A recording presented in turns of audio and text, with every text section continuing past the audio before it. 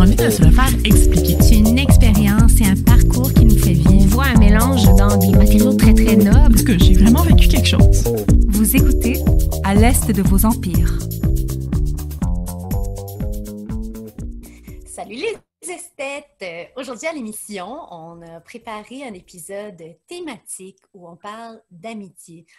Donc, en temps de confinement, alors qu'on est tous isolés les uns des autres, qu'est-ce que ça peut représenter, l'amitié, la communauté, le lien social, non seulement de manière philosophique ou existentielle, mais aussi ce que ça peut représenter dans la création artistique.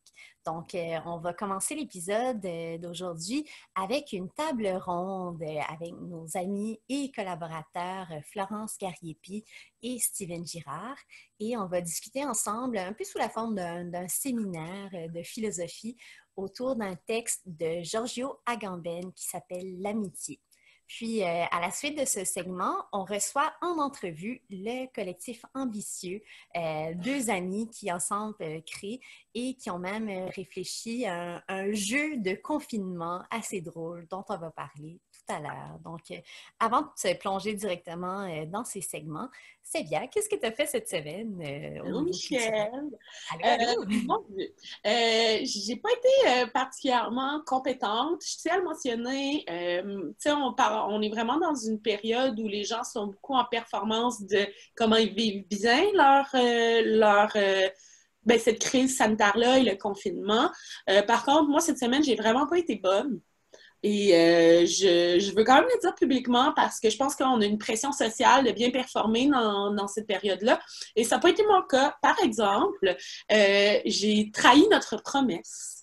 Michel, on s'était promis qu'on lirait un livre dans la semaine entre les deux épisodes. Mais malheureusement, j'en ai été incapable. Donc, j'ai avancé de ça. Ma lecture de la semaine. J'ai vraiment travaillé fort parce que je vous ai parlé de Maggie Nelson la semaine dernière.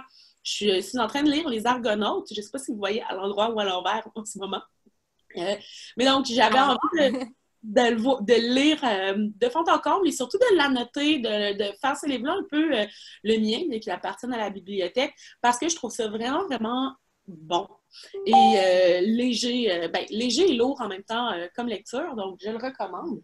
Et l'autre lecture que j'ai tenté de faire et que j'ai pas été capable, c'est un livre de Mathieu Arsenault qui s'appelle La vie littéraire. J'ai essayé de le lire dans la mesure où je l'ai mis sur le bord de mon lit et il est resté là. Et toi, Michel, t'as lu, toi, cette semaine, par exemple? Oui. J'ai trouvé que depuis le début du confinement, mon temps consacré à la consommation de biens culturels, disons, était surtout télévisuel. Et j'ai voulu finalement essayer de me trouver une manière de me motiver à reprendre la lecture pour le plaisir. Donc, je suis vraiment contente d'avoir fait cet engagement envers toi et envers moi-même la semaine dernière parce que finalement, j'ai pas tout à fait terminé. Il me reste encore une trentaine de pages, mais j'ai commencé la lecture d'un roman qui s'appelle French Exit. Pour la petite histoire, c'est un livre qui est dans ma bibliothèque depuis 1 an et demi. Je ne sais pas pour vous, chers auditeurs et auditrices, et toi, Sylvia, mais moi, j'ai un problème qui est de souvent acheter des livres plus vite que j'arrive à les lire. Donc, finalement, des fois, il y a un certain nombre de livres qui prennent un peu le bord dans ma bibliothèque, puis ça prend longtemps avant que j'y revienne. Mais heureusement qu'en tant que confinement, maintenant, c'est comme si j'avais une librairie ou une bibliothèque à ma disposition. Je peux simplement regarder dans ma bibliothèque. Puis, il y a quand même plusieurs livres que je n'ai pas encore lus. Donc, je peux en lire un par semaine pour les prochains mois avant de devoir en acheter des nouveaux. On reprend French Exit, c'est un roman de l'auteur Patrick Dewitt. Et en fait, quand j'ai acheté ce livre-là, il y a 1 an et demi, c'était dans le temps des fêtes. J'étais au Nouveau-Brunswick, chez mes parents, à la librairie. Puis, j'ai grandi à Moncton, au Nouveau-Brunswick. Puis, il y a un gars qui travaille à la librairie à Moncton, c'est le Chapters. C'est comme la très grande librairie. Puis, c'est un gars qui travaille là depuis j'ai envie de dire au moins 15 ans, parce que je me souviens depuis ma tendre adolescence que je le voyais, il était là. Puis c'est toujours un très, très bon conseiller littéraire. Je me fie vraiment à ses bons conseils. Donc, je suis allée le voir, je lui ai demandé s'il me conseiller un roman qui serait à la fois profond, existentiel, mais surtout drôle et absurde. Et oh my God, il a tellement bien répondu à ma demande parce que French Exit, c'est exactement ça. C'est une comédie absurde, c'est délicieux, c'est sur une sorte de... c'est une sorte de critique classiste, en fait. Les personnages principaux sont extrêmement riches au début du livre, en tout cas. Puis c'est un... comment dire, c'est un récit nihiliste, existentiel sur le fait que finalement, même avec la plus grande des richesses, on peut être profondément malheureux. Et les deux personnages principaux sont incroyables. Et en fait, c'est un livre qui a été adapté en film, qui est en ce moment en post-production. J'ai très hâte de voir. Il va sortir. Il est censé sortir en 2020, donc j'imagine que les dates de sortie en ce moment au cinéma sont très retardées, on s'entend, donc on va voir quand ça va sortir finalement. Mais je l'ai noté, c'est un film qui est dirigé par Azazel Jacobs et les personnages principaux vont être joués par Michelle Pfeiffer, la légendaire Michelle Pfeiffer. Ouais, et son fils va être joué par l'acteur Lucas Hedges, que j'aime beaucoup. En fait, c'est l'acteur qui joue le grand frère dans le film Mid-90s, le premier film dirigé par Jonah Hill. Et c'est aussi le gars qui joue le grand frère dans un de mes films préférés de l'année à date, c'est Three Billboards Outside Ebbing, Missouri. Je ne sais pas si tu l'as vu, celui-là. Oui, je l'ai vu. Oh, quel film succulent. Donc, j'en discutais avec mon chum tout à l'heure, là, mais entre lui et Parasite, c'est vraiment mes films préférés que j'ai vus en 2020 à date. Ouais. Three Billboards, j'ai pas trouvé ça... J'ai pas trouvé ça mauvais, mais on dirait que je m'attendais à beaucoup plus. Fait que je suis un petit peu chamboulée par ta réaction. Je vais peut-être être obligée de le réécouter, en fait, parce que pour moi, ça m'a semblé être un film correct. Oh mon Dieu, moi c'est quoi son nom, l'actrice principale, Frances Mick, quelque chose. Cette femme, je l'adore. C'est elle qui était dans le premier Fargo, je ne sais pas si tu te souviens, là, mais je l'adore cette femme. Donc je pense que j'avais un parti pris avec ce film-là avant même de le regarder. Mais aussi, ce que j'ai particulièrement aimé de Three Billboards Outside Ebbing, Missouri, c'est que j'arrivais jamais à identifier c'est quoi le genre. Le film appartient à quel genre. J'avais l'impression que c'était un drame par moments. J'avais l'impression que c'était une comédie par d'autres moments. Puis on savait jamais vraiment où le récit allait nous emmener. Donc j'ai trouvé que c'était très inattendu comme format. Puis finalement, c'est drôle parce que c'est pour les mêmes raisons que j'ai aimé Parasite. Même si c'est des films qui sont fondamentalement différents, je trouve que c'est des films qui déjouent les tropes ou les stéréotypes classiques qu'on va associer à chaque genre cinématographique. Donc, voilà. Puis, j'ai l'impression, j'ai pas vu Parasite encore, là, mais pour Three Billboards, j'ai l'impression aussi qu'ils ont beaucoup joué sur l'anti-casting. Dans la mesure où le personnage de la femme, justement, là, dont j'oublie le nom, elle est très rude, elle est très dure, puis c'est pas le genre de personnage qu'elle est habituée de camper, j'ai l'impression. Et même chose pour le personnage de Woody Harrelson, qui joue un policier, bref, qui est très doux, qui est très modéré, alors que Woody, d'habitude, il joue des personnages... Woody, mon bon pote, il joue des personnages qui sont plus affirmés, plus un peu... redneck peut-être, et qui n'ont pas la profondeur ou la douceur et la lenteur du personnage qui incarnait dans Billboard. Donc vraiment, pour ça, j'ai trouvé ça bien. Ils ont un peu changé les rôles ou joué sur les limites qu'on est habitué de voir. Là. Ils ont tout sorti de leur case. Ouais, anti-casting, puis aussi des personnages qui sont toujours un peu ambigus. On sait jamais, tu sais, c'est jamais clair c'est qui les gentils, c'est qui les méchants. On vit de l'empathie pour chacun des personnages à différents moments dans le film, pour différentes raisons. Donc, je t'encourage à le réécouter. Peut-être que tu n'étais juste pas à la bonne place pour le recevoir dans tout son génie. Donc, voilà, finalement, ma recommandation de livre s'est transformée aussi en recommandation cinématographique. Mais un autre truc dont j'avais vraiment envie de parler, que j'ai commencé cette semaine, c'est que je me suis inscrite à un cours. Donc, je ne sais pas s'il y en a d'autres comme moi, mais moi, je suis quelqu'un qui a toujours adoré l'école. Puis depuis que j'ai terminé les cours à l'université, c'est quelque chose qui me manque beaucoup. Donc, surtout depuis qu'on est en confinement, il y a plusieurs institutions qui ont rendu accessibles et gratuits des cours de niveau universitaire qui sont accessibles en ligne. Et je me suis inscrite à un cours qui s'appelle Seeing Through Photographs, qui est donné par une conservatrice de la photographie au Museum of Modern Art, le MoMA, à New York. Et je raffole de ce cours à date. En fait, moi, en tant qu'historienne de l'art, je me suis spécialisée à la matrice dans le médium photographique. Puis, c'est un cours qui, finalement, vient à la fois me rafraîchir tout plein de références théoriques que j'affectionne particulièrement dans ma réflexion sur la photographie, mais qui vient aussi nourrir ou m'apporter des nouveaux outils pour comprendre et réfléchir les photographies dans tout ce que ça peut impliquer. Donc, voilà, j'ai fait toute la matière pour la semaine 1. C'est un cours qui dure 6 semaines, donc je vais peut-être vous tenir au courant des développements. Mais à date, j'ai beaucoup de fun. Pour un public averti, tu me disais qu'on peut encore s'inscrire à ce cours-là. Oui. En fait, c'est une plateforme qui s'appelle Coursera, donc Coursera. Coursera, sur laquelle on peut trouver des cours gratuits sur toutes sortes de matières issues de plein d'institutions internationales. Le MoMA, c'est une des institutions. Le MoMA, en fait, ils offrent plusieurs cours différents. Moi, j'ai choisi celui qui porte sur la photographie, mais vraiment, il y en a pour tous les goûts. Donc, je vous encourage à faire ça. Si vous aimez l'école, si vous aimez être évalué juste pour le plaisir de faire un test et d'être évalué comme moi, ben ça vaut la peine.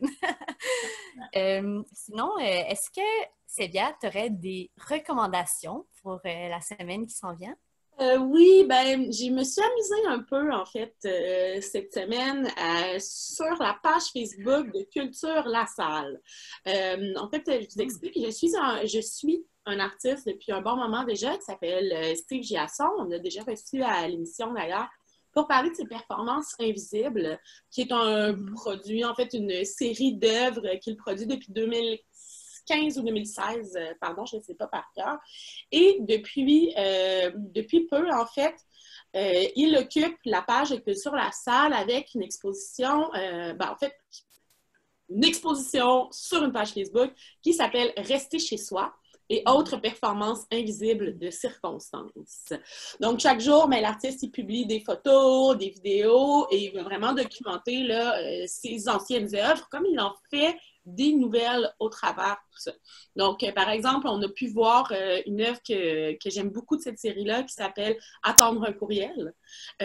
Donc, ce sont des petites actions comme ça. Et là, la nouvelle qui est restée chez soi, c'est carrément une performance où on peut voir Steve rester chez lui.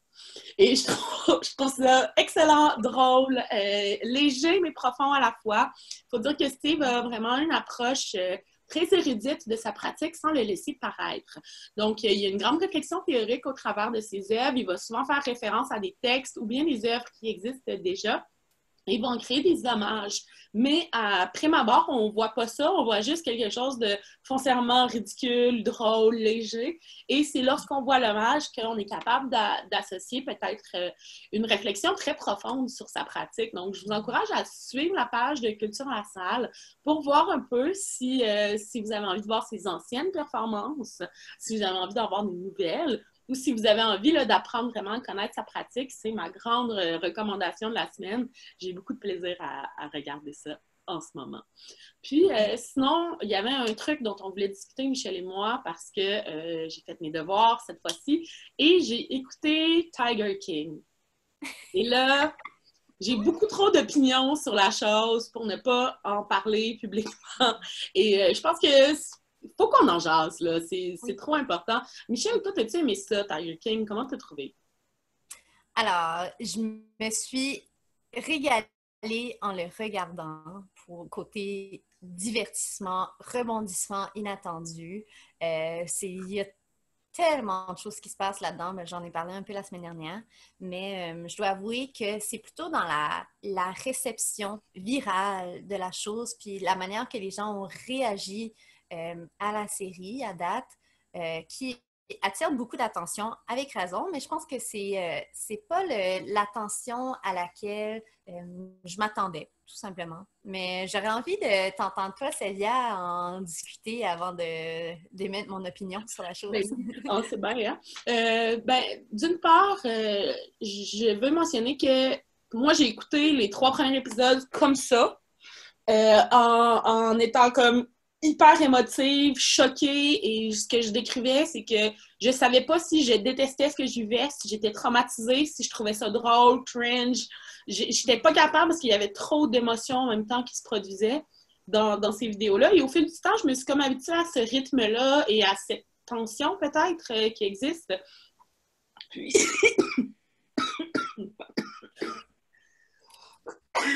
Pardon.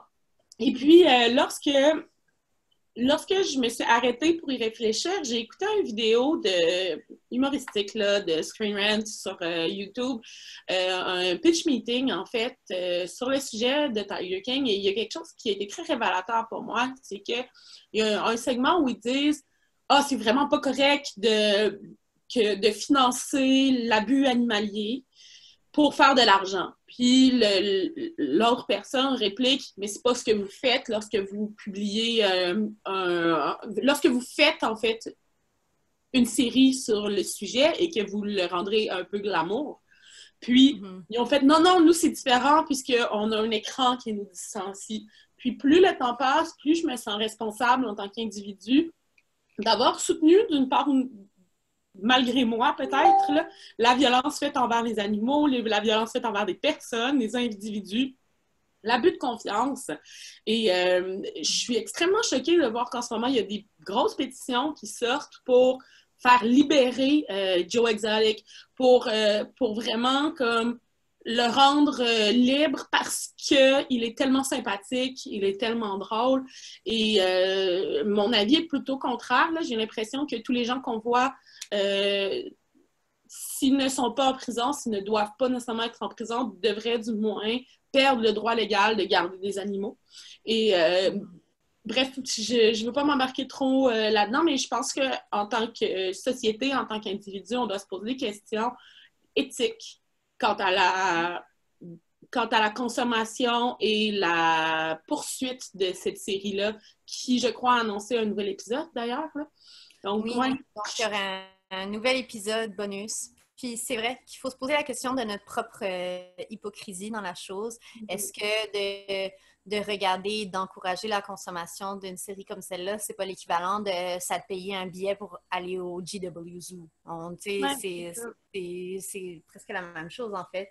Puis c'est drôle parce que dans la série en entier, c'est nommé...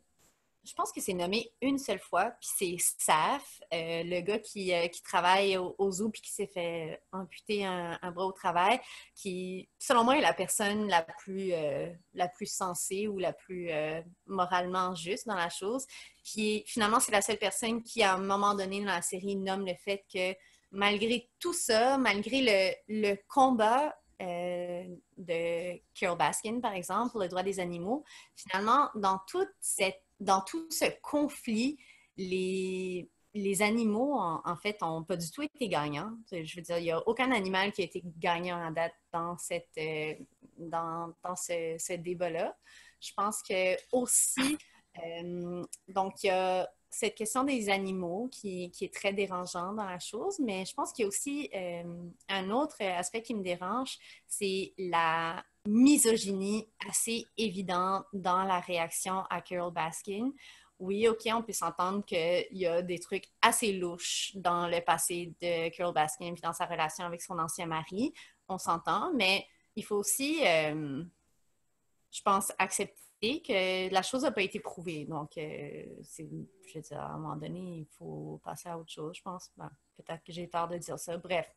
Mais, outre cette question-là, je pense que Carole Baskin, c'est quand même une personne qui, oui, on peut reconnaître une certaine hypocrisie et un narcissisme définitif dans le personnage qu'elle joue. Mais son combat est quand même noble. Je pense que la question de vouloir passer j'ai oublié comment il l'appelle, là, le Big Cat Act, qui serait, dans le fond, quelque chose qui aurait dû être passé il y a très longtemps aux États-Unis, puis j'en reviens pas que c'est toujours pas de rentrer officiellement au gouvernement, mais que la possession privée d'animaux exotiques devrait être interdite tout simplement partout. Puis aussi, donc elle parle de possession privée, mais aussi de cub petting.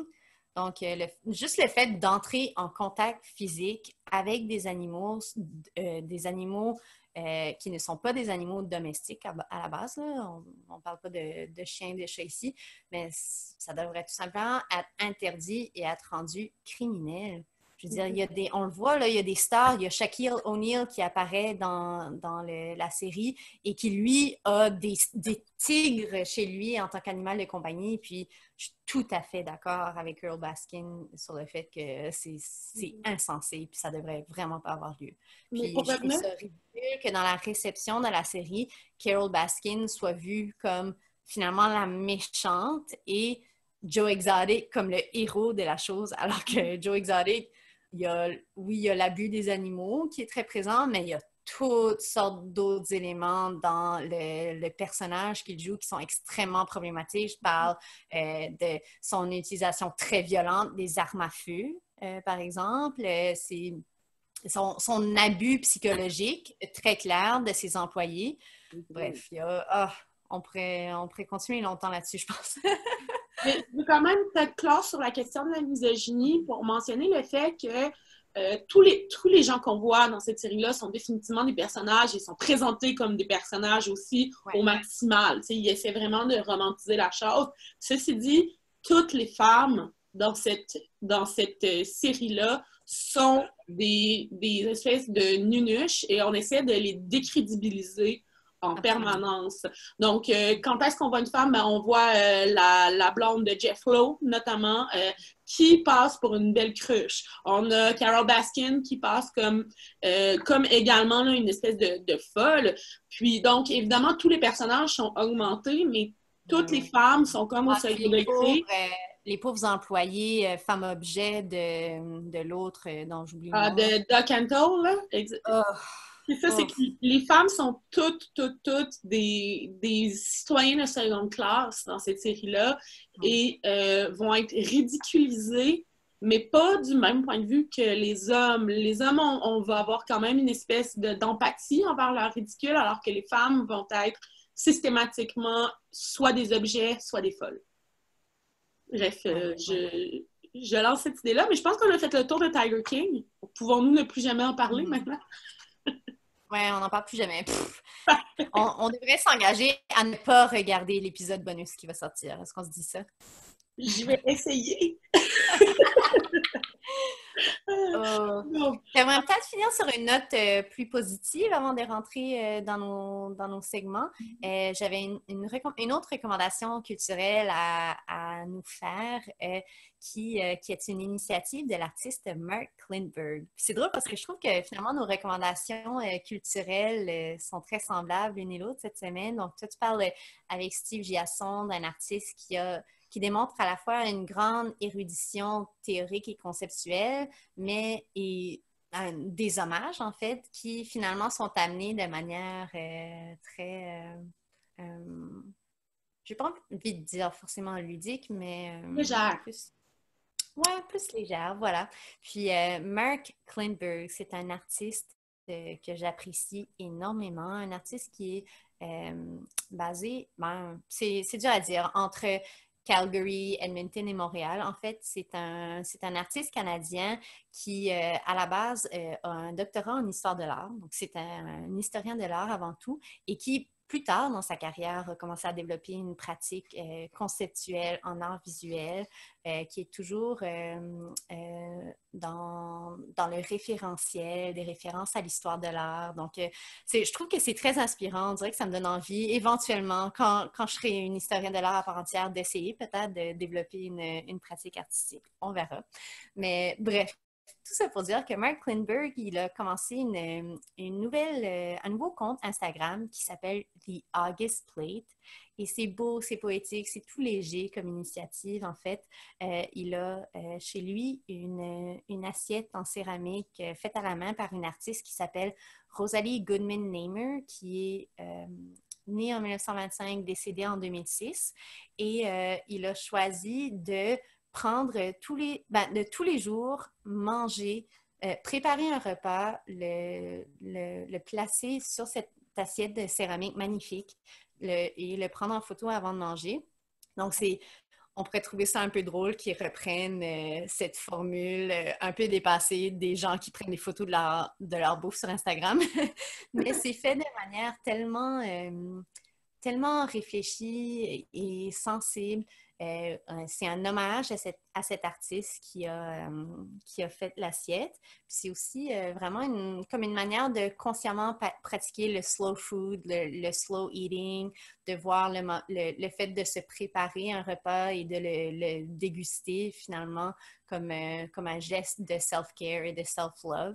Puis j'aime beaucoup la description en fait sur sa page The August Plate qui dit Beauty and care in what and how we eat is never frivolous. Puis c'est vrai. Donc ça m'inspire à mieux apprécier en fait ce que je me prépare pour moi-même, qui est quand on cuisine pour soi-même, ce qu'on a beaucoup plus le temps de faire que d'habitude en ce moment, c'est un geste de love, de care, puis de beauté. Donc, je vous invite à regarder les beaux plats que se prépare Mark Lindbergh sur The August Plate. C'est vraiment charmant.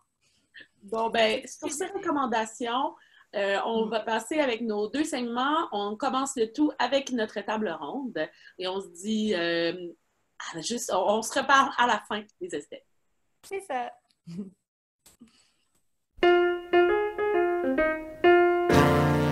Il est si beau de vous entendre parler. Bonjour les esthètes. Donc, on va commencer ce premier segment sous forme de table ronde. Donc, avec nous, on a décidé d'inviter Steven Girard. Salut Steven.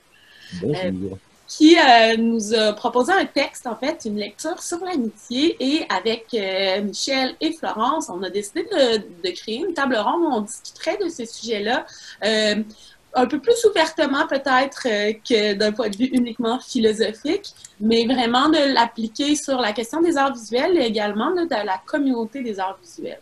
Donc, avant là, de vous décrire tout ça, je laisserai Steven peut-être présenter le texte qu'il nous a proposé. Oui, sans problème. Donc, un petit mot sur Giorgio Agamben, philosophe italien post-structuraliste qu'on rapproche souvent, notamment de Walter Benjamin ou de Heidegger, empruntant souvent à la théologie ou à la philosophie médiévale et à l'étude du pouvoir. Ces champs d'études portent sur le prolongement de la biopolitique empruntée chez Foucault. Donc, notamment Ami, puisque c'est un texte sur l'amitié, donc je trouvais ça intéressant de mentionner les différents amis d'Agamben, amis marquants, donc Pasolini, Guy Debord, Nancy et Derrida. Puis, il est toujours en vie, il publie et enseigne, si je ne m'abuse, à Paris. Donc, le livre, c'est une toute petite tablette éditée chez Payot et Rivage en 2007 qui s'intitule L'amitié. Donc, ce livre, Agamben prolonge la notion d'amitié chez Aristote pour la remettre à jour sous l'astre des modernes, tels que notamment Nancy et Nietzsche. Ainsi, il en donne une définition ontologique et politique du terme amitié qui nous permet de mieux comprendre le lien étymologique que le mot amitié et philosophie entretiennent. Puis, à la base, là, toi, tu nous as proposé ce texte-là, Steven, en corrigeant ou plutôt en révisant un des textes qui avait été écrit. Il s'agissait de mon texte à moi, là, plus que des amis. Et c'est toi qui nous avais suggéré cette lecture-là. Alors, on est comme emballés par le sujet. On a tous fait nos devoirs et je pense qu'on a beaucoup de choses à dire sur cette notion d'amitié-là. Peut-être, Steven, tu pourrais nous dire d'abord comment tu es tombé sur le texte et les liens que tu voyais peut-être avec ce qu'on essaie de faire à Alès, puis ensuite on plonge dans le vif du sujet. En fait, moi, je travaille plus généralement avec Agamben depuis longtemps.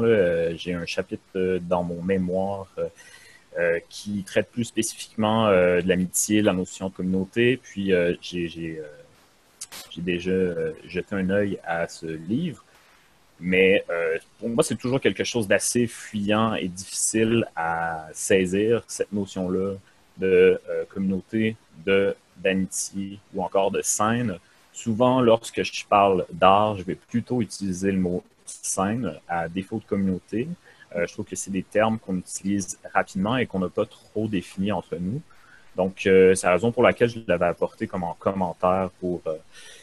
pas nécessairement pour corriger, parce que moi-même, je ne sais pas sur quel pied danser à travers tout ça, mais somme toute, ça apporte de l'eau au moulin, je pense. Mm-hmm. Mais c'est que la question, en fait, des rapports sociaux et de la communauté est assez large. Puis même dans la définition qu'Agamben essaye d'amener, on voit qu'il y a une difficulté de classer, en fait, ce vocable-là dans un système syntaxique. Donc, à quelques moments, il va mentionner que le mot amitié, ce n'est pas vraiment un adjectif ou bien quelque chose qu'on peut classer. C'est pas un terme, en fait, ce serait un terme qui serait non prédicatif. C'est-à-dire que contrairement à, mettons, les couleurs ou bien les quantités, on peut pas vraiment classer l'amitié, on peut pas mettre ça dans une catégorie. Puis, il va amener aussi la notion que je trouve intéressante voyons, excusez-moi, je cherche dans mes notes. Il va plutôt parler d'un terme existentiel, dans la mesure où c'est sur l'expérience de cette amitié-là qu'on va être capable de la définir. J'aurais envie de vous demander, vous, comment est-ce que vous définissez ça, l'amitié, à la lumière de ces faits? Peut-être Michel ou Florence.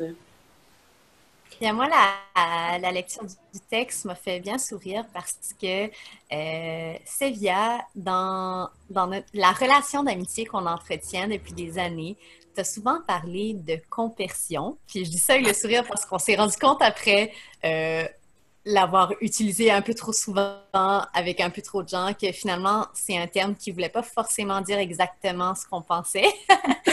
Puis, donc, c'est bien quand tu parlais de compersion, c'était pour désigner le fait que notre amitié fonctionne parce qu'on vit un véritable bonheur authentique pour le bonheur de l'autre. Donc, c'est cette notion d'empathie dans son essence la plus pure qui déterminerait en quelque sorte une amitié qui fonctionne pour de vrai. C'est d'être heureux pour ce que vit l'autre. Puis, je trouve que finalement, le terme compersion, on a appris après que c'est employé plus spécifiquement pour des relations polygames. Donc, des relations amoureuses polygames où on est libéré du sentiment de jalousie parce qu'on vit un véritable bonheur pour l'amour que la personne qu'on aime pourrait aussi vivre avec d'autres personnes. Donc, ça se rapproche encore un peu de ce qu'on essayait d'articuler, mais finalement, Agamben, dans son texte, on dirait que là, enfin, il vient mettre les mots sur ce qu'on essayait d'articuler en parlant d'une amitié qui fonctionne, d'une amitié même professionnelle dans le cadre de notre milieu ou de la scène artistique dans laquelle on œuvre et on travaille. Puis, Agamben, lui, il parle du fait de consentir. Donc, consentir l'existence d'un ami, c'est-à-dire, c'est pas forcément dans une relation intersubjective qu'on vit l'amitié, mais c'est en nous-mêmes, dans un sens existentiel, qu'on va comme diviser en quelque sorte le bonheur que l'on vit par rapport au fait d'exister, tout simplement. Puis de vivre ce bonheur-là par rapport au fait qu'une autre personne existe, qu'une autre personne qu'on accepte et qu'on accueille à part entière parce qu'on l'aime. Bref, c'est un peu ça qui se jouait dans ma tête, c'est de se dire, OK, c'est un peu comme la compersion, mais mieux expliqué. Toi, Florence? Oui, ben en fait, je suis assez d'accord avec toi. Là, je connaissais pas votre terme secret d'amitié. Mais c'est vrai qu'il y avait quelque chose d'assez intéressant dans ce que Agamben proposait à travers justement les théories d'Aristote. Puis bon, il passait rapidement sur ça parce qu'Aristote, dans l'Éthique à Nicomaque, donne plusieurs types d'amitié. L'amitié qui se base sur le plaisir qu'on va partager, sur les intérêts qu'on peut partager. Et évidemment, l'amitié qui met le plus de l'avant, c'est celle sur les vertus. Donc, quand on aime la personne parce qu'elle est vertueuse, parce que justement, on apprécie un petit peu... Je ne veux pas entrer dans le concept de l'âme, mais il y a un peu ça, en fait. Puis ça m'a fait penser à une phrase en philosophie qui est vraiment comme un proverbe, qui est « koina taton philon », qui dit « les amis ont tout en commun ». Puis ça ouvre justement un peu à cette idée-là. Tu sais, quand tu dis votre bonheur est en commun, comme on partage aussi nos peines, comme on peut partager justement plus que des intérêts communs, je trouvais que ça résumait, ça faisait un beau pont en fait entre les théories qu'Agamben proposait, puis ce que Sévia en fait proposait aussi dans son texte, que c'était pas seulement un intérêt commun pour les arts qui nous avaient rassemblés avec Alès de vos empires, c'était pas un intérêt commun pour les nuits blanches à étudier notre histoire de l'art qui nous avait fait devenir amis, mais cette façon-là qu'on avait de se reconnaître dans l'autre d'une certaine façon, puis de partager différents niveaux justement de cette amitié-là ensemble. Toi, Steven, qu'est-ce que tu penses du terme amitié? Je sais que toi, c'est un peu plus conflictuel dans ta tête comme utilisation du terme. En ce moment, en 2020, comment est-ce que tu perçois ce thème-là? Et peut-être après ça qu'on pourrait glisser sur le terme communauté. Ben en fait, je pense que qu'est-ce qui est intéressant du terme amitié, c'est tel que développé par Agamben, c'est son potentiel politique. Puisqu'il y a quelque chose qui renverse à la lecture du texte, qui est la phrase suivante. Je pense que c'est « l'ami n'est pas un autre moi, mais une altérité immanente de la mêmeté, un devenir autre du même ». Puis ça nous ramène à soi au regard de l'autre. Puis il y a quelque chose d'effrayant qui donne la chair de poule dans tout ça. Puis je pense que ça transcende vraiment l'idée de communauté. L'amitié est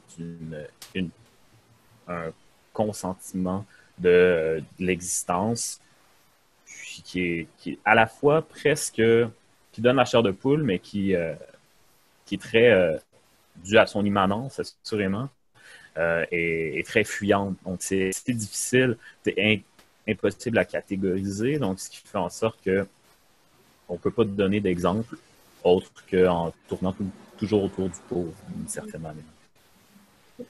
Il faut le vivre. Ouais.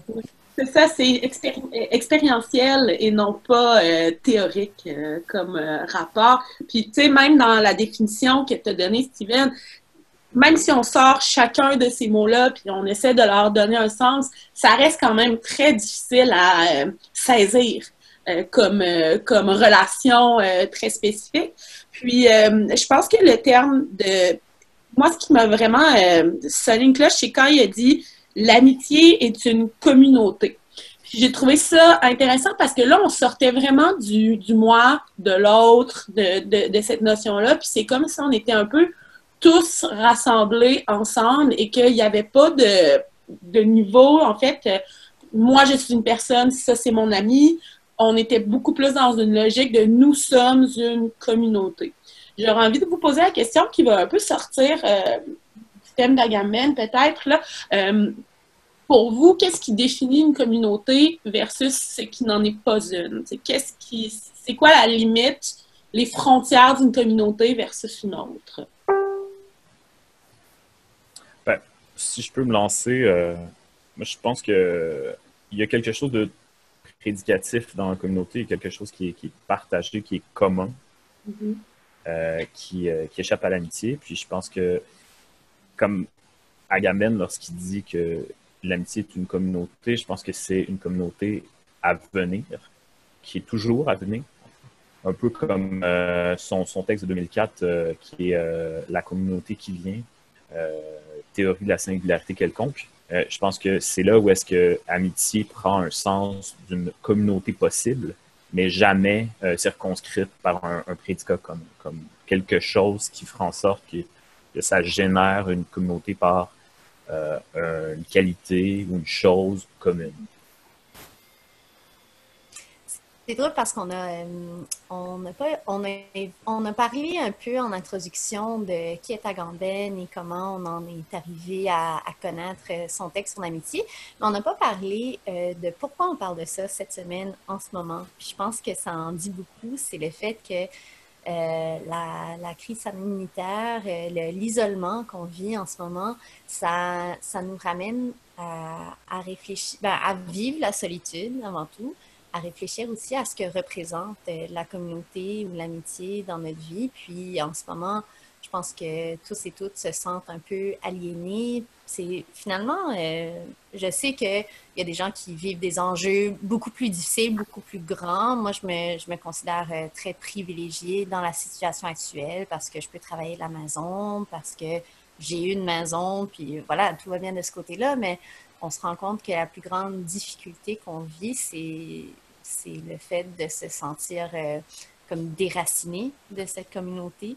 qui existe encore en ligne, mais qu'on se rend compte que finalement, le lien social inhérent à ce sentiment de communauté-là, il se vit surtout en personne. Et le lien social, c'est dans le vivre ensemble et l'être ensemble. Puis, on se rend compte que finalement, peut-être que nos alter-ego virtuels peuvent pas à 100% venir combler ce besoin-là qu'on a d'être ensemble et qui finalement nous ramène à notre humanité, en quelque sorte. Je sais pas comment vous le vivez, là. Honnêtement, après ça, je connais pas du tout l'autre texte d'Agamben dont Steven a parlé un peu plus tôt, fait que je serais curieuse d'avoir plus d'informations à ce sujet-là. Mais l'idée d'une communauté à venir me semble particulièrement criante dans un cadre où c'est comme si la vie est un peu en suspens et qu'en ce moment, on avait une période magique, presque un carnaval, si vous voulez, où on a la possibilité de se réimaginer une société, de se réimaginer une communauté. Est-ce que ça fait sens dans la logique du texte d'Agamben, Steven, ou je me perds complètement?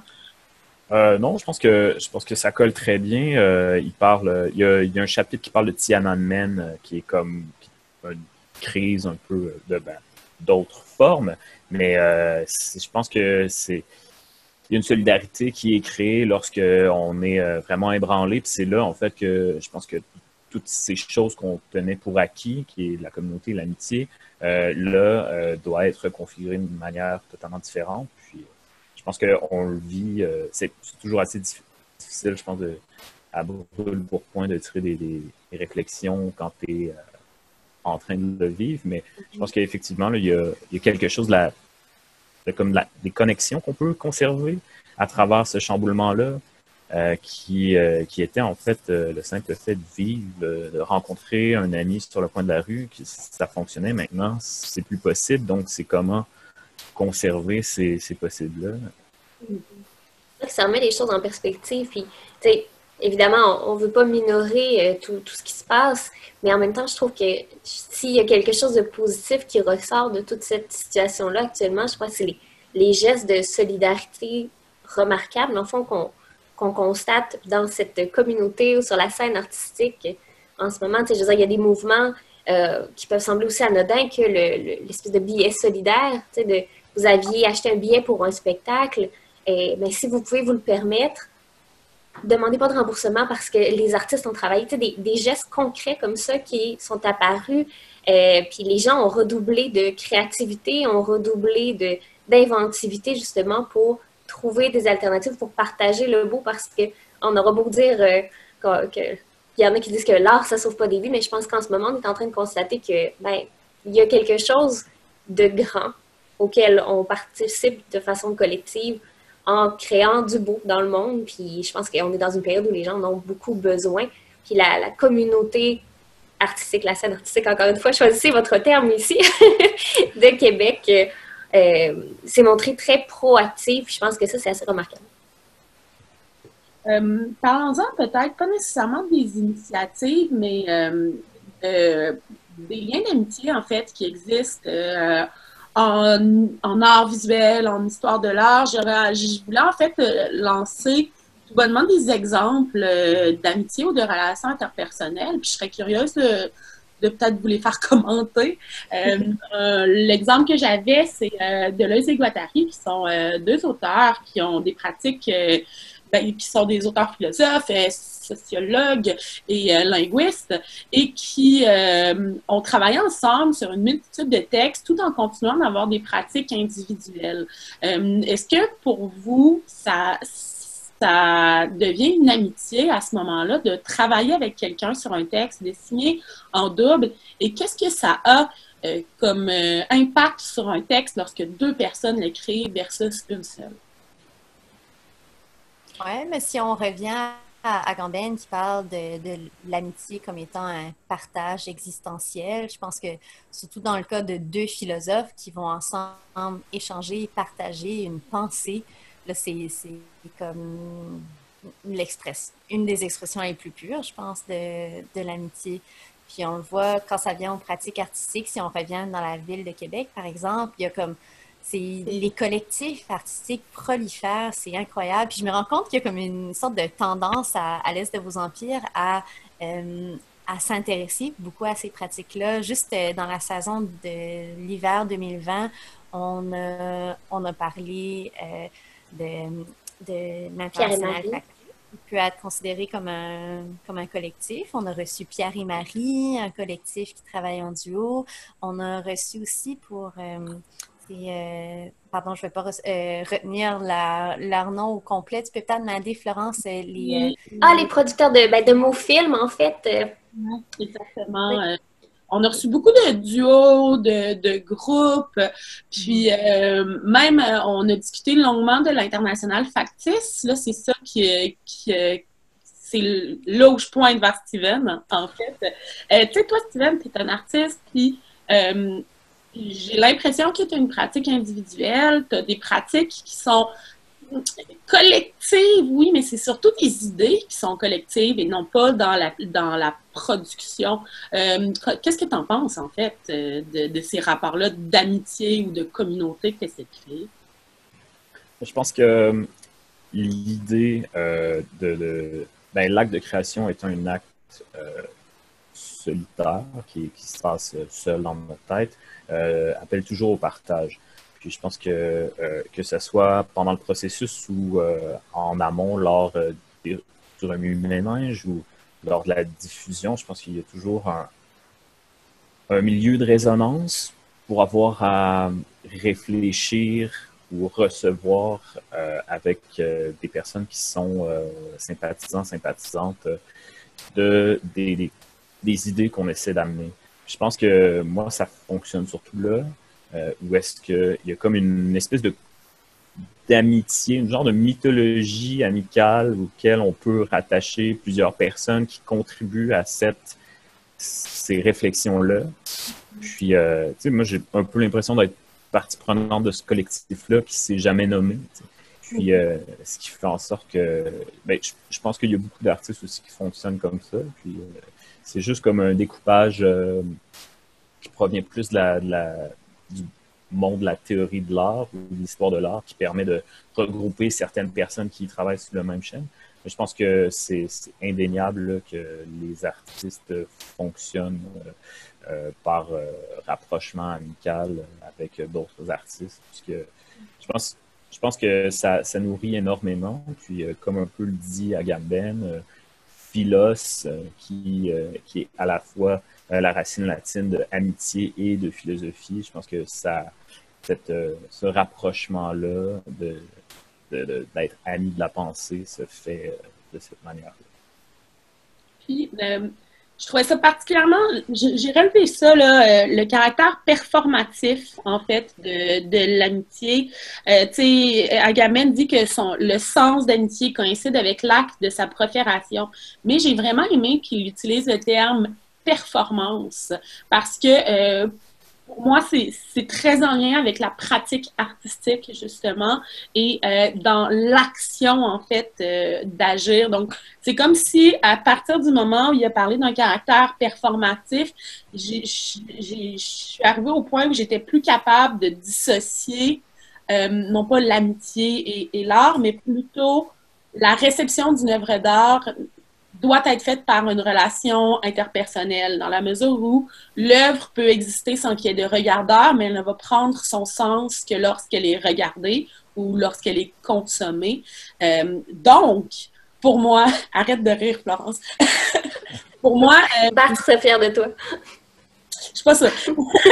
Pour moi, il y a toujours une notion d'amitié, en fait, qui va entrer dans une œuvre d'art parce que même si on le veut ou pas, on s'adresse à quelqu'un, on partage une partie de soi et on inclut la partie de l'autre au travers. Donc, pour moi, c'est comme inséparable la notion d'amitié et de consommation de l'art, mais également, il y a plusieurs paliers, comme il y a la réflexion de l'œuvre d'art, il y a sa réalisation, puis aussi sa réception.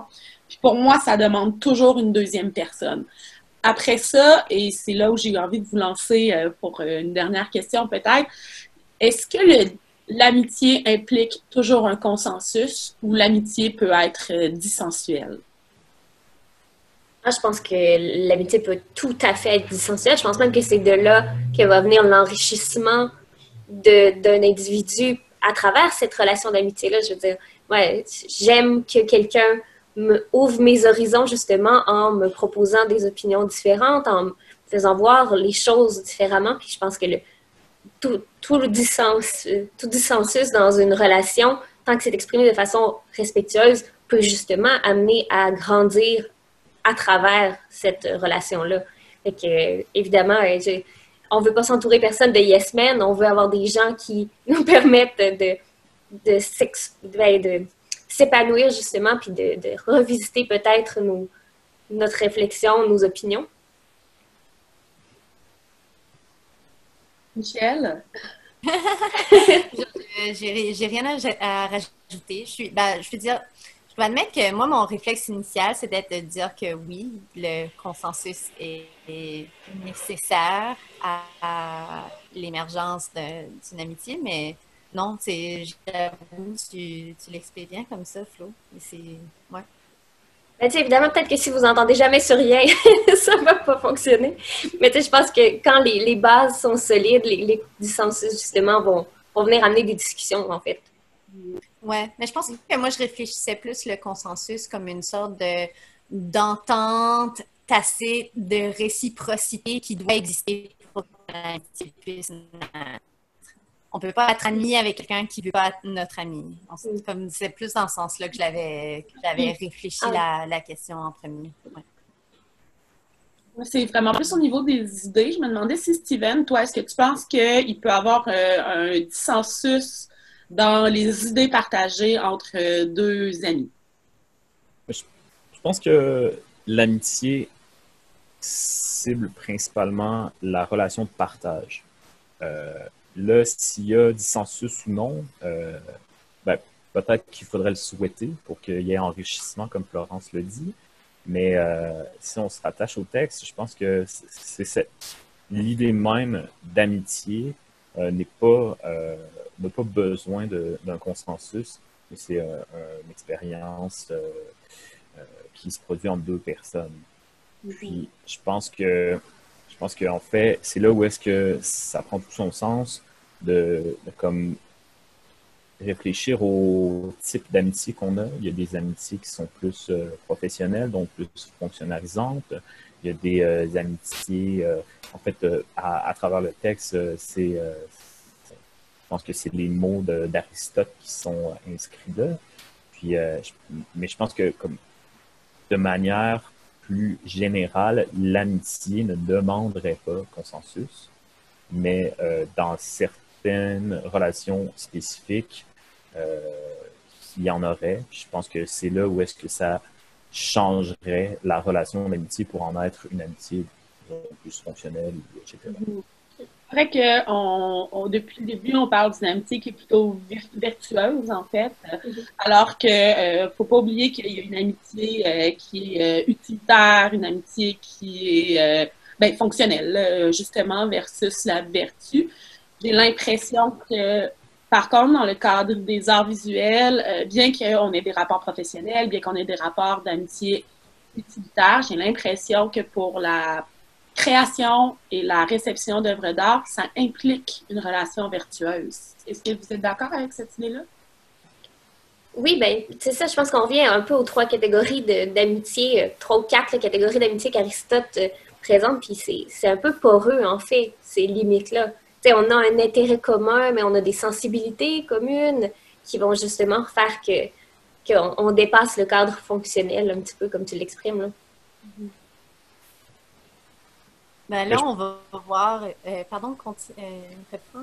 Oui, en fait, je voulais dire, je pense que c'est à souhaiter qu'on ait des relations amicales en art, mais je pense pas que c'est d'emblée.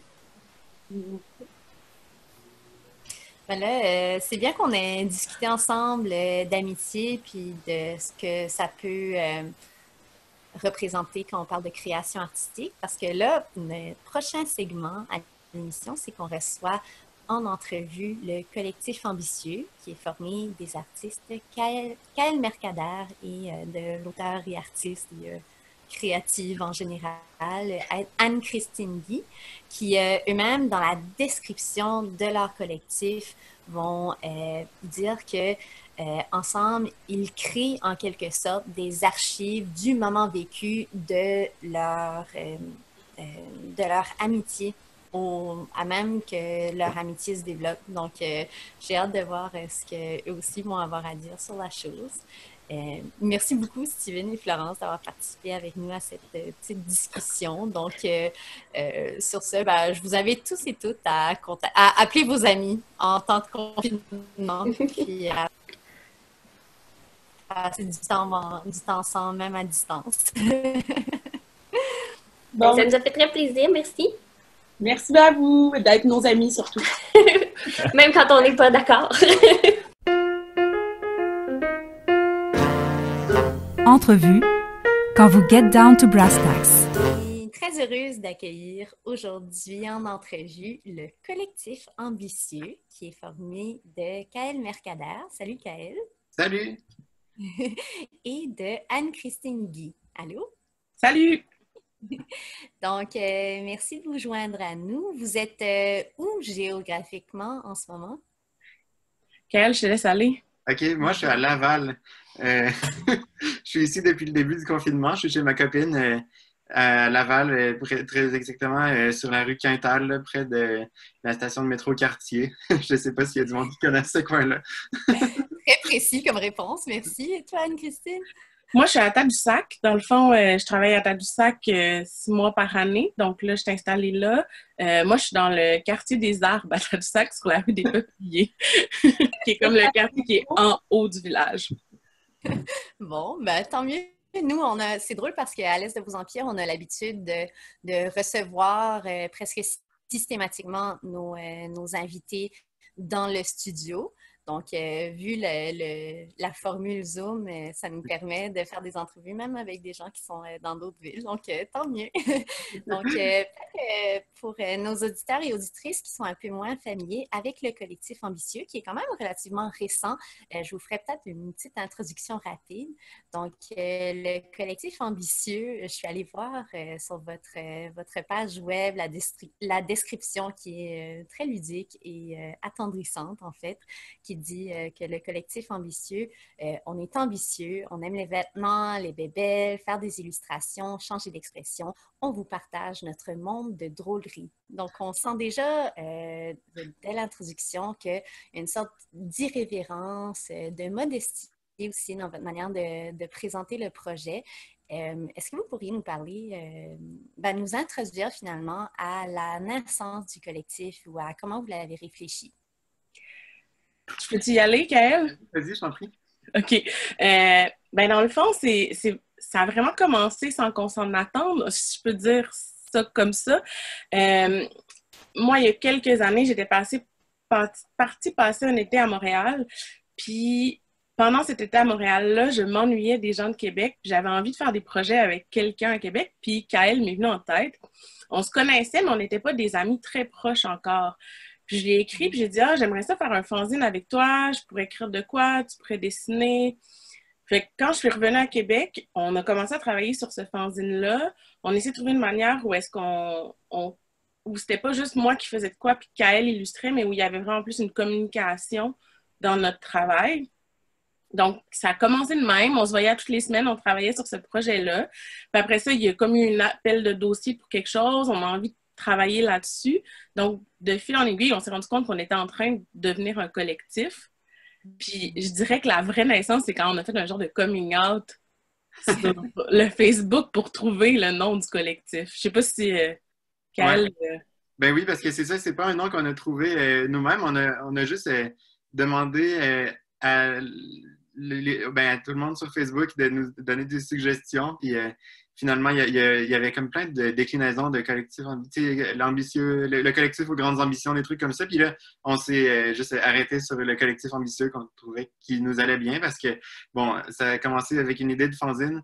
Puis ça a fini par juste plein de choses différentes. Puis à toutes les fois qu'on fait un projet, ça nous donne des idées pour d'autres projets. Fait qu'on trouvait que ça fitait bien avec nous, puis notre folie. Puis finalement, aussi, anecdote intéressante, le fanzine qu'on devait faire à l'automne 2018, il n'est pas encore fini. Mais on a fait plein d'autres choses depuis ce temps-là. Oui, vous avez fait plein d'autres choses. Vous avez participé à un symposium dont j'oublie le nom, le symposium. Henri Rive, au lac Henri Rive, oui, voilà.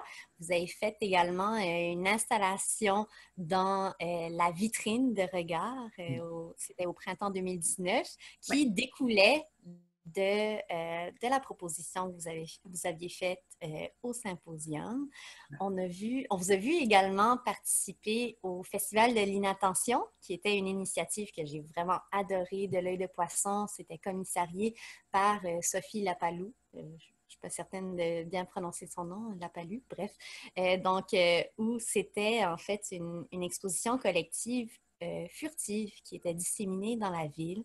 Et je dois avouer que j'ai vu une photo de votre intervention, donc qui était en fait une installation miniature à l'intérieur d'un... Je ne sais même pas comment on appelle ça, là, les trucs à journaux. Ouais, une boîte à journal.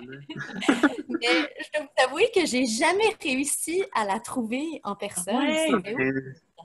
C'est explicable par le fait qu'elle a été là un bout de temps, puis à un moment donné, elle était juste plus là. Mais elle était située à l'angle des rues Saint-Joseph et de la Couronne, c'est ça? Oui, exactement, à côté de l'espace municipal. Puis en fait, l'installation est restée là assez longtemps quand même. Moi, j'allais la regarder de temps en temps. Ouais. Mais on avait aussi... D'ailleurs, les gens, ils l'ont pas démoli. C'était cool. Il y avait comme des vraies plantes dedans, puis plein de petits morceaux de carton délicats, de la ouate, des petits fils, là, des petites aiguilles. Fait que vraiment, on remercie les gens d'avoir été aussi respectueux ou de juste pas avoir su qu'elle était là. Peut-être que c'est pour ça aussi qu'elle s'est conservée. Bon, il fallait quand même que tu aies la curiosité d'ouvrir la boîte. On avait 2 autres boîtes aussi où on avait mis des petits fanzines qui étaient sur de la Couronne un peu plus loin, où l'arrêt d'autobus, puis à l'autre arrêt d'autobus. On avait fait ces 2 autres endroits-là. Mais ce qui est drôle dans ce projet-là, c'est que je sais pas pourquoi, mais on avait comme évalué que ces boîtes-là, ils pouvaient se déplacer. Puis au départ, on voulait partir avec un diable, les ramener chez nous pour les monter, puis après ça, aller les replacer. Oui, ça, puis on s'est rendu compte que c'était bien vissé au sol. On était prêts là, à kidnapper les boîtes et toutes les peindre, je pense qu'on voulait faire. On avait vraiment des grandes ambitions pour ces boîtes-là. Finalement, on a collé des stickers dessus, puis on a mis 1000 fanzines séparées en 2 boîtes, puis notre maquette dans l'autre. Il reste à peu près 950 fanzines si les gens sont intéressés. C'est bon à savoir. Donc, effectivement, des très grandes ambitions. Ça m'a fait bien rigoler votre espèce de slogan sur Instagram. Je pense que c'est sur Instagram où ça dit la seule limite de nos ambitions, c'est celle de nos passions. Donc, je trouve que ça en dit beaucoup sur votre manière de travailler ensemble. Puis, ce que j'ai bien aimé aussi, c'est une description du collectif qui se trouve sur le site web de Regard. Je ne sais pas si c'est des mots qui viennent de vous ou bien qui viennent de Gentiane, mais qui dit que ensemble, vous créez en quelque sorte des archives du moment vécu et actuel, de l'amitié que vous partagez ensemble. Puis j'aimerais peut-être vous demander comment vous vivez ça, cette création en commun. Comment est-ce que le duo vous permet de pousser plus loin vos idées ou de réfléchir ensemble des projets toujours très originaux les uns les autres? OK, en fait, c'est pas la première fois qu'on travaille comme ça. Je sais pas si dans la question, tu nous demandais si comment on réussit à continuer aussi à travailler avec le confinement mais... Ah, ben oui. Ouais, y aller, donc... En fait, la naissance de nos projets, c'est souvent, comme j'ai dit tantôt, c'est souvent un projet nous donne l'idée pour d'autres projets. Puis, bon, c'est ça. À part ça, si on voit des appels de dossiers intéressants ou bien qu'on entend qu'il y a des trucs cool auxquels on veut participer, bon, on envoie des dossiers et tout ça. Puis, mais c'est drôle parce que, tu sais, juste avant qu'on aille tous en confinement, on venait juste de finir un projet qui avait été fait à distance, comme ça, pour le mois de la poésie. Tu sais, on était avec une autre personne, mais on travaillait à 3. Chaque mercredi, on se réunissait comme par FaceTime, tu sais, puis on avait comme une rencontre d'à peu près 1 heure. Puis on a fini par faire le projet comme, dans le monde physique, mais juste après comme avoir eu une rencontre réelle, puis toutes les autres par Skype. Là. Fait que, mais sinon... Finalement, c'est pas nouveau pour vous de créer ensemble, mais à distance. Vous n'êtes pas dans non, le même... c'est ça, on a eu de la pratique. Là. Ouais. Mais si je peux, sur la phrase, là... Gaëlle, on a comme vraiment la propension de créer des projets au fur et à mesure. Puis je pense que cette phrase-là est tirée aussi d'un projet qui s'est un peu effilé avec le temps puis qu'on fait pas, mais qui était un wiki ambitieux, qui était dans le fond l'idée de faire comme un Wikipédia où nous, on pouvait mettre nos histoires, mais d'autres gens allaient pouvoir venir mettre des histoires aussi. Là, je pense que ce Wikipédia-là, maintenant, il fait beaucoup plus la promotion de trucs comme Enlarge Your Penis parce qu'on l'a maintenu. Mais on trouvait vraiment l'idée de... Puis c'est pas d'un point de vue narcissique, mais vraiment l'idée d'archiver nos vies comme un signe du passage du temps, un signe de ce qui se passe à notre époque, comme quelque chose d'une création artistique qui est intéressante. La mise en scène de nos propres vies, pour nous, pouvait être intéressant, puis aussi faire rejoindre d'autres gens, parce que je pense qu'on a des vies qui ressemblent à la vie de d'autres personnes aussi. Donc, c'est aussi ça, cette idée-là d'archiver nos vies au fur et à mesure. Aussi, quand on a commencé à travailler ensemble, souvent, la majorité des choses qu'on faisait, c'était poster des photos de nos looks, puis on a beaucoup d'amis qui disaient « Ouais, mais c'est quoi que vous faites vraiment? » Puis quelquefois, souvent, on répondait, on dit « On fait de la performance en ligne. » Puis il y avait aussi cette idée-là où est-ce que tout peut devenir création aussi, dépendamment de l'intention qu'on y met. Enfin, je pense que c'est de même qu'on voyait ça. C'est peut-être quelque chose qui peut être débattu. C'est peut-être pas tout le monde qui voit ça de même. Mais pour nous, ça, de se mettre en scène faisait partie de la création aussi. Oui, on ressent justement ce filon conceptuel, presque... certainement autoréférentiel et presque autodérisoire dans ce que vous faites. Je regardais un peu, premièrement, vos moyens de création sont très démocratiques, dans le sens où vous créez des objets aussi qui peuvent être achetés, qui sont très accessibles.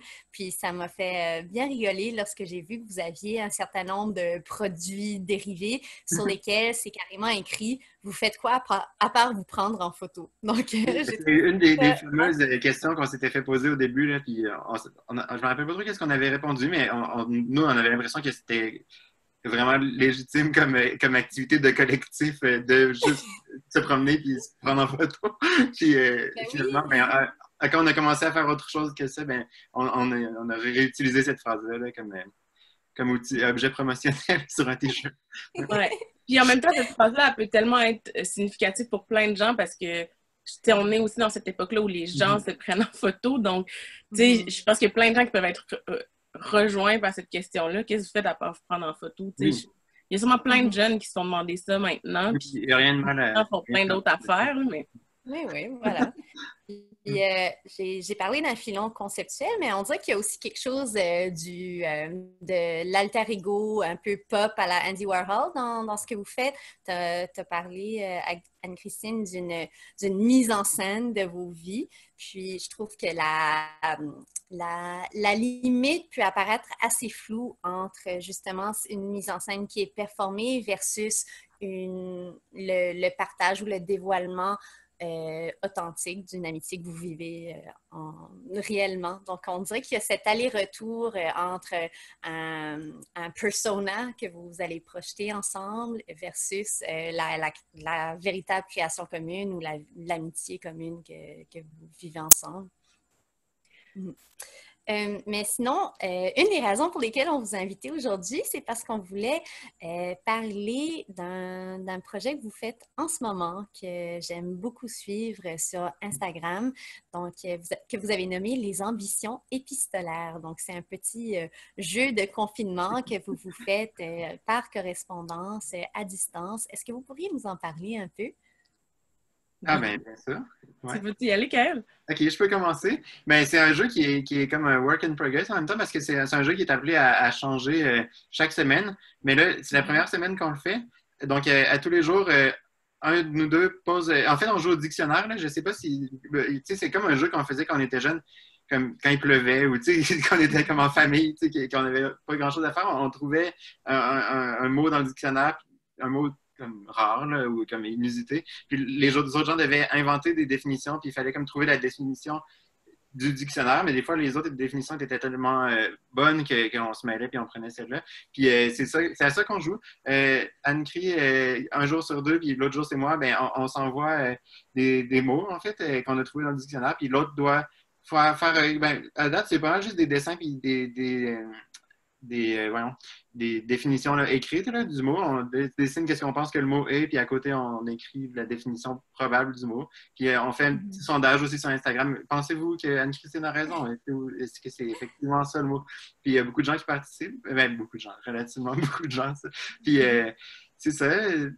Donc, par contre, nos jeux, ils doivent durer seulement une semaine à la fois. Fait que à la fin de la semaine, ben, là, on est en break aussi le samedi puis le dimanche, mais la semaine prochaine, à partir de lundi prochain, ça va être un nouveau jeu. Ça sera plus le dictionnaire, mais on ne sait pas encore ça va être quoi là. On improvise à chaque semaine. Oui, c'est ça. On a très hâte de suivre. On va s'assurer de partager votre page, d'ailleurs, sur notre réseau pour que les gens puissent suivre le prochain jeu de la semaine prochaine. Il va y avoir des jeux aussi longtemps qu'il y aura quarantaine, ou bien comment est-ce que vous envisagez le futur de ce projet-là? Ben, pour l'instant, on se dit que oui, mais tu sais, c'est sûr qu'on ne sait pas comment la quarantaine va se dérouler. Moi, j'ai quand même un emploi ici, même si on est en quarantaine. Il y a peut-être des choses qui vont bouger dans nos vies, fait que tu sais, on ne s'engage pas officiellement à le faire, tu sais. Ça dure 3 ans, cette quarantaine-là. On va peut-être arrêter. On a commencé, mais où ça va s'arrêter, puis quelle forme ça va prendre aussi. Là. Pour l'instant, c'est des dessins puis du texte. À un moment donné, on fait de la musique aussi, ça va peut-être être ça. On ne sait pas là, ça va être plein de jeux, mais en tout cas, moi, ça fait 4 jours que c'est commencé, puis je suis loin d'être tanné. Fait que... Ouais, moi aussi, je suis loin d'être tannée. Mais je pense que à la base de notre projet, le plaisir est important. Fait que, si à un moment donné, ce qu'on fait plus de sens, qu'on n'a plus de plaisir à le faire, puis que c'est plus comme une obligation de tenir ce jeu-là, ben on arrêtera, mais on est aussi des personnes qui s'amusent facilement, donc il y a de bonnes chances qu'on perdure longtemps. Bon, ben on espère en tout cas que pour vous, ambition et plaisir vont continuer d'être en adéquation. Puis on vous remercie vraiment de vous être joint à nous aujourd'hui. Puis on a très hâte de vous suivre dans la poursuite de vos jeux ambitieux. Merci beaucoup. Merci à vous. Plaisir. Salut! À l'Est de vos empires est un projet de Florence Gariepi, Michel Drapeau et Sévia Pellissier. L'équipe de production souhaite remercier le Centre Avatar, ses partenaires et collaborateurs, ainsi que les chroniqueurs et chroniqueuses ayant participé à cette émission.